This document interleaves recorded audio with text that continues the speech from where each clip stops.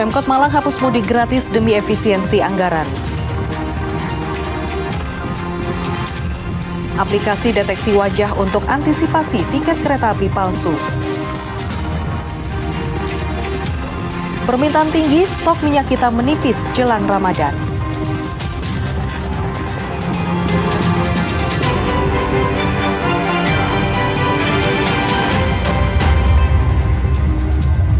Halo saudara, apa kabar Anda hari ini? Kita berjumpa lagi dalam Kompas Jatim.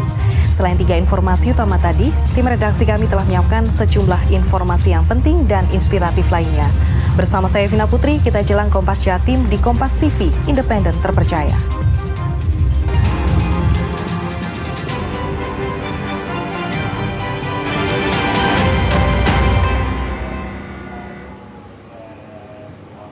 Kita buka Kompas Jatim dengan sorotan pertama dari Sidoarjo. Ratusan bonek mengiringi pemakaman legenda Persebaya Surabaya, Bejo Sugiantoro, Rabu 26 Februari pagi. Keluarga, rekan kerja, dan bonek mania ikut kehilangan sosok Bejo yang dikenal disiplin, pekerja keras, ramah, dan panutan bagi para pemain. Usai disolatkan di masjid tak jauh dari rumah duka, jenazah legenda Persebaya Surabaya Bejo Sugiantoro dimakamkan di tempat pemakaman umum Kelurahan Geluran, Kecamatan Taman Sidoarjo.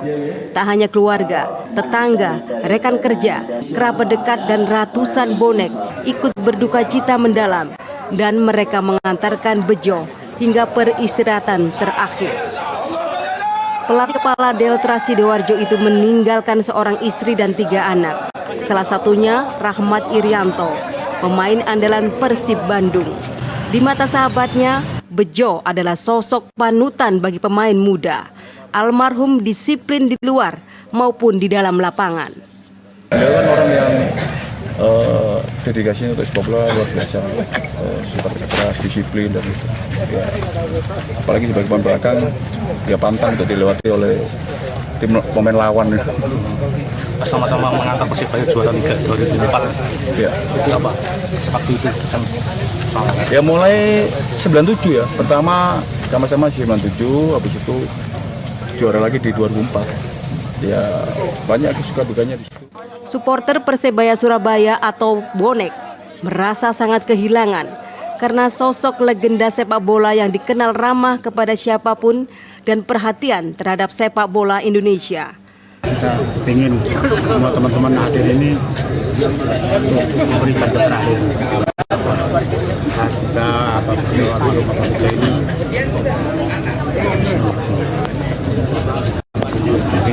Ya dengan kepergian Bapak, ini Pak Bejo ini seperti apa? Rasanya kehilangan, merasa kehilangan dan sebagainya. Almarhum ini legend lah bagi Persebaya. Bejo Sugiantoro jadi salah satu libero tangguh yang disegani pemain lawan. Pria kelahiran Sidoarjo 2 April 1977 silam ini pernah memperkuat sejumlah klub besar, salah satunya Persebaya Surabaya dan Timnas Indonesia sejak tahun 1997. Bejo dinyatakan meninggal oleh tim dokter Rumah Sakit Royal Surabaya Selasa 25 Februari sore saat bermain sepak bola di lapangan Sier, Surabaya. Jack Robi, Kompas TV Sidoarjo, Jawa Timur. Meninggalnya legenda sepak bola Persebaya, Bejo Sugiantoro mengejutkan semua pihak, terutama insan sepak bola. Pelatih Delta Sidoarjo ini dikenal sebagai sosok pemain dan juga pelatih yang dekat dan peduli dengan seluruh pemain.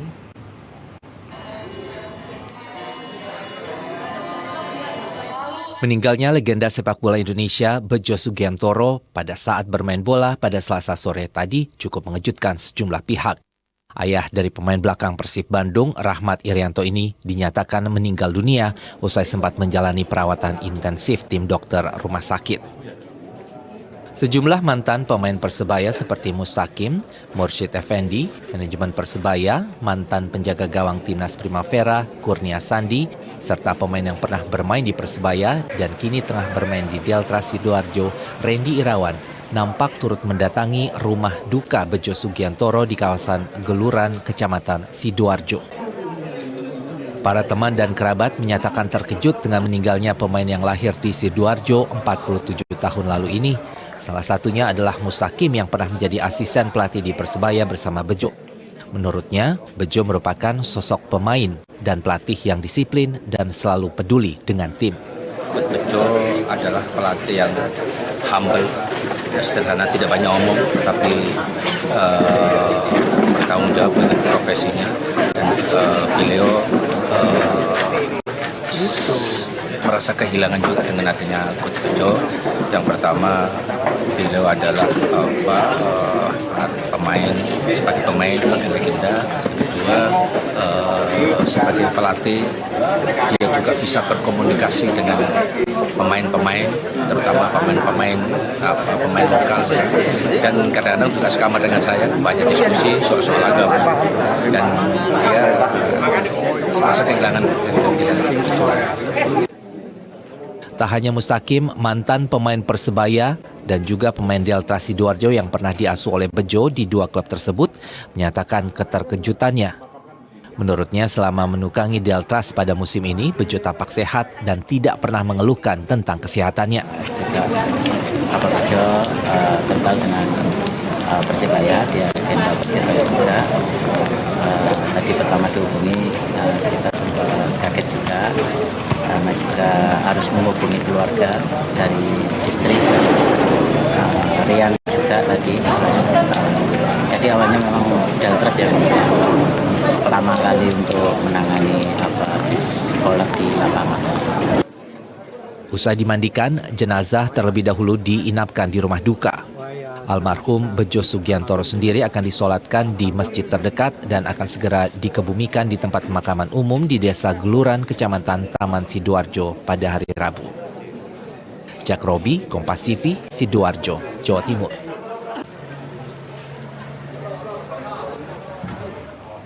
Sebelumnya diinformasikan mantan pemain Persebaya yang juga pelatih Deltras FC Bejo Sugiantoro meninggal dunia Selasa 25 Februari sore.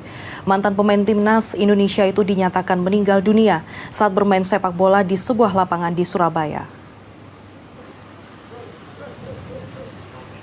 Ambulans yang mengangkut almarhum Bejo Sugiantoro tiba di rumah duka di kawasan Kecamatan Taman Sidoarjo.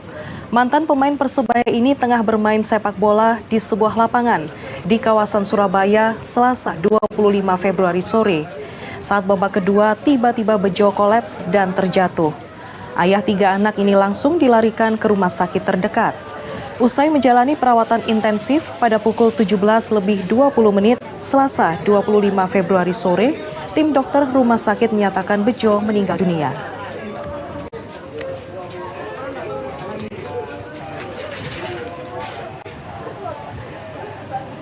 Kita beralih ke sorotan lainnya. Pemkot Malang memastikan tidak ada mudik gratis bagi warga pada Lebaran kali ini.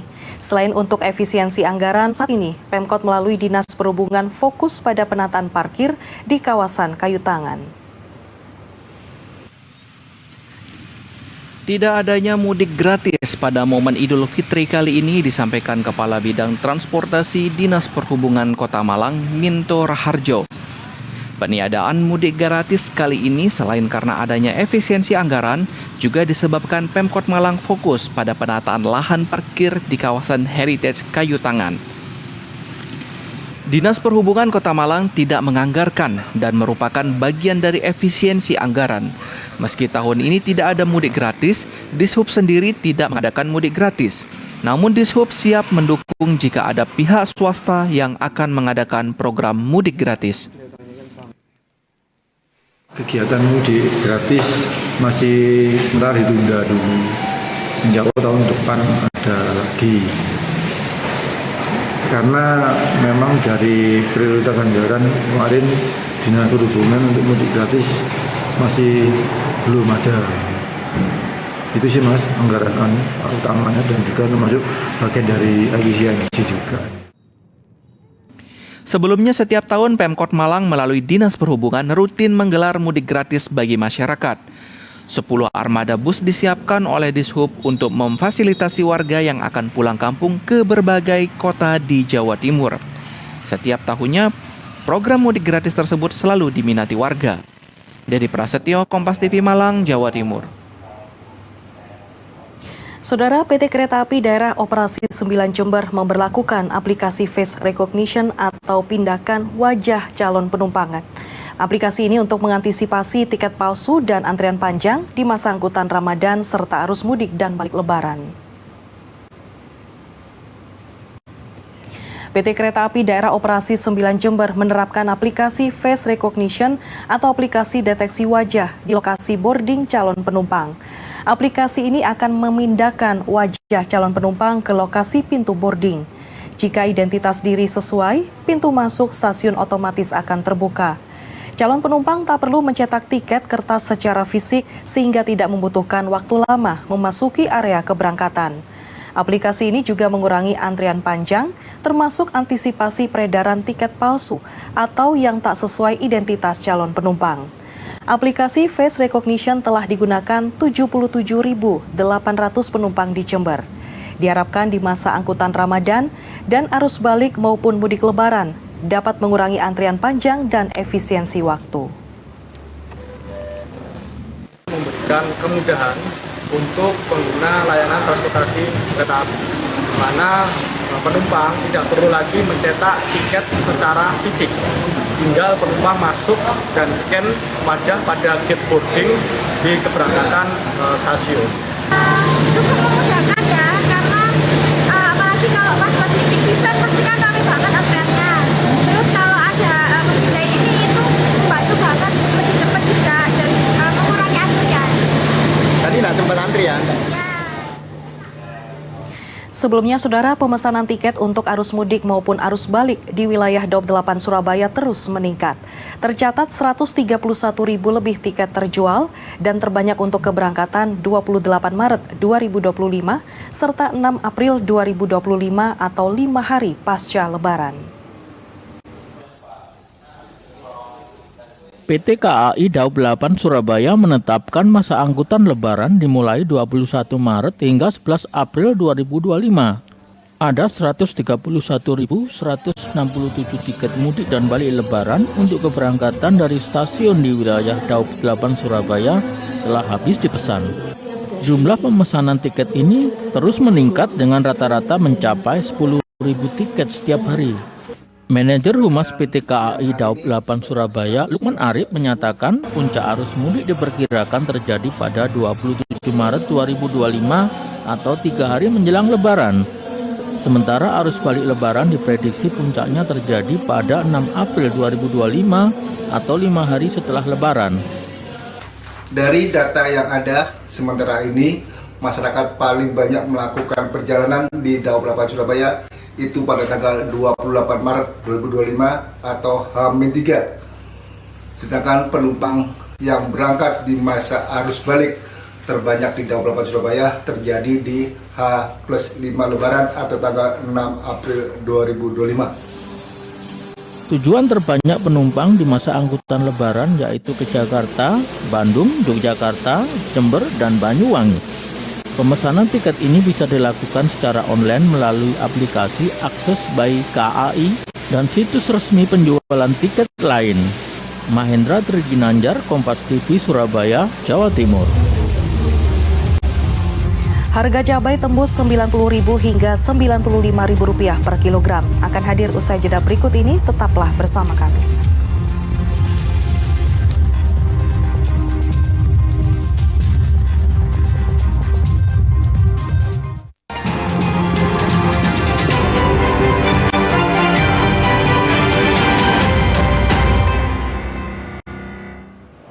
Saudara, stok minyak goreng bersubsidi Minyak Kita di Pasar Wonokromo, Surabaya kosong dalam sepekan terakhir.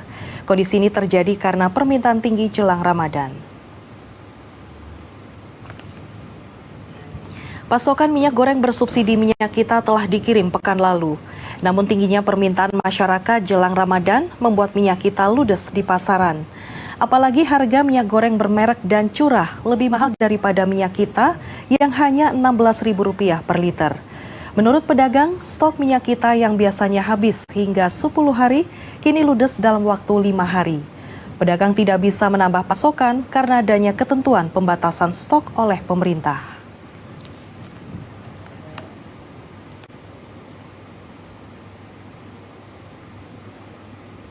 Kalau berkurang enggak sih, cuma ini kan minyak curah itu lagi mahal. Terus minyak kemasan kayak Sanko, Vilma itu juga mahal semua. Jadi cenderung larinya ke minyak kita. Minyak kita kan lebih murah. 1 liter cuma 16.000. Jadi orang-orang milih di situ. Iya. Apa namanya, kalau untuk pengiriman sendiri masih seperti biasa gitu ya, Bu? Biasa, 2 minggu sekali datang. Berarti ini artinya kosongnya karena memang apa namanya? Seperti diinformasikan Kompas TV, stok minyak kita di pasar tradisional Anom, Kecamatan Kota, Kabupaten Sumeneb langka menjelang Ramadan. Akibatnya sejumlah konsumen beralih membeli minyak curah meskipun harganya lebih mahal. Sejumlah pedagang di pasar tradisional Anom Sumeneb tidak lagi menjual minyak bersubsidi pemerintah minyak kita sejak beberapa pekan terakhir. Dalam beberapa pekan terakhir, distribusi pengiriman minyak kita dari pabrik tak menentu. Akibatnya, harga minyak kita sejak stok di pasaran langka. Biasanya, harga eceran tertinggi atau HET minyak subsidi ini Rp15.700 per liter. Namun sejak stok barang kosong, harga naik hingga kisaran Rp17.000 lebih per liter. Sejak stok minyak kita langka di pasaran, sejumlah konsumen beralih membeli minyak curah. Padahal harga minyak curah lebih mahal dari minyak kita, yakni di kisaran Rp18.000 per liter. Biasanya berapa yang Pak Haji terima ketika terima suplai? Terakhir saya terima 800 dosa di terakhir. Itu habis berapa lama biasanya, Pak? Terakhir saya habis 4-5 hari habis. Oh iya. Iya. Terus upaya menjelang Ramadan ini gimana kalau misalkan stok minyaknya tidak ada nih, Pak? Ya nggak tahu, itu kan solusinya dari pemerintah. Itu kan. Saudara, harga cabai rawit di Kota Kediri melonjak di angka Rp90.000 per kilogram jelang Ramadan. Kenaikan ini terjadi setelah minimnya stok barang di pasaran. Harga cabai rawit di pasar Kota Kediri mulai merangkak naik hingga tembus Rp90.000 per kilogram. Menurut pedagang, kenaikan harga tersebut terjadi sejak beberapa hari lalu setelah sebelumnya di angka Rp70.000 per kilogram. Kenaikan harga karena stok di pasaran menipis, dampak tanaman cabai terserang hama dan gagal panen. Padahal permintaan konsumen untuk kebutuhan Ramadan meningkat. Sebelumnya, konsumen membeli 1,5 kg, kini menjadi 3 kg cabai rawit. Kenaikannya mulai kapan? Kemarin, ya 2 hari, 3 hari. Kenapa Bu naik? Paling pasokannya nggak ada. Kalau pas mau Ramadan gini, banyak Bu yang membeli? Ya sedikit-sedikit ya, biasanya ya 1,5 kilo, sekarang ya 3/4. Sekarang cabai rawit harganya berapa, Bu? 90. 90 itu naik ya? Sebelumnya berapa, Bu? Sebelumnya ya 60, 70. Sudah berapa hari lah naiknya? Sebelumnya, harga cabai rawit juga melonjak tembus Rp95.000 per kilogram di sejumlah pasar di Kota Madiun. Sedangkan harga daging ayam potong melonjak dari Rp30.000 menjadi Rp35.000 per kilogram jelang Ramadan. Harga cabai rawit yang sepekan lalu di kisaran Rp60.000 per kilogram, beberapa hari ini naik Rp10.000 setiap hari. Bahkan kini tembus Rp95.000 per kilogram. Salah satunya di Pasar Besar Kota Madiun. Kondisi ini pun dikeluhkan konsumen. Kalau Ibu dari segi kebutuhan berapa sih setiap hari? Kalau setiap hari saya kan untuk rumah tangga ya cuma sedikit. Mungkin untuk yang jualan sangat berat. Untuk yang jualan, kalau untuk rumah tangga aja ya standar. Keberatan nggak sih? Ya keberatan Mas. Harapannya ya agak diturunkan. Harga cabai jenis lain masih terbilang normal. Harga cabai merah besar dan keriting masing-masing dijual dengan harga Rp45.000 per kilogram. Sedangkan harga daging ayam potong sebelumnya di kisaran Rp30.000 per kilogram, naik menjadi Rp35.000 per kilogram. Menurut penjual, melonjaknya harga daging ayam potong jelang Ramadan biasa terjadi karena permintaan tinggi. Naik pol ya. Dari berapa menjadi berapa, Bu? 30.000, ini hari 35-36 harganya. Sejak kapan? Sudah 2 hari 3 hari ini. Itu kenapa, Bu? Ya mungkin mau ada ini puasa ini, menjelang puasa ini, jadi semua naik. Meski harga melonjak, baik pasokan berbagai jenis cabai dan daging ayam potong masih tergolong aman. Imam Iswanto, Kompas TV, Madiun, Jawa Timur. Restoran ala Amerika karya mahasiswa di Surabaya akan hadir usai jeda berikut ini. Tetaplah di Kompas Jati.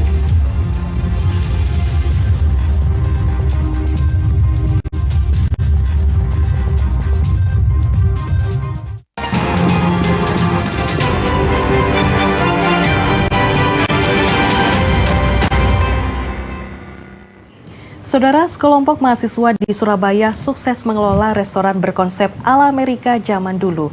Restoran yang dibuka di lingkungan kampus untuk masyarakat umum ini disajikan dengan puluhan menu makanan western atau barat dan zaman dulu serta dikombinasikan rasa makanan kekinian. Dan informasi ini sekaligus menutup jumpa kita di Kompas Jatim hari ini. Jangan lupa saudara untuk menyaksikan live streaming kami di kompas.tv dan channel YouTube Kompas TV Jawa Timur. Kompas TV, independen terpercaya. Saya Vina Putri, sampai jumpa. Anda penikmat olahan makanan western atau barat? Restoran Big Bite di Surabaya ini mungkin menjadi salah satu referensi unik Anda bersama keluarga. Yang menarik, restoran berkonsep Amerika zaman dulu atau jadul retro ini dirancang dan dikelola sepenuhnya oleh 43 mahasiswa jurusan kulineri bisnis atau bisnis kuliner Universitas Ciputra, Surabaya. Meski begitu, kegiatan tersebut tetap diawasi para dosen pembimbing selama proses penelitian, produksi, hingga penjualan dan promosinya.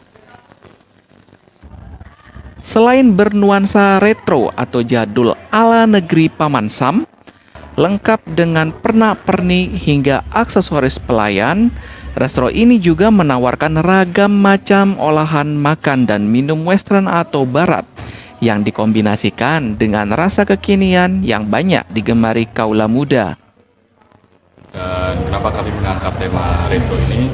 Karena melalui market research kami, restoran tema ini itu disukai di anak-anak zaman sekarang.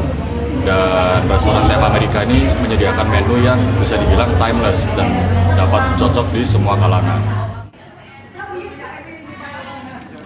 Ragam menu western yang ditawarkan seperti olahan ayam goreng, salad, sup, hingga burger.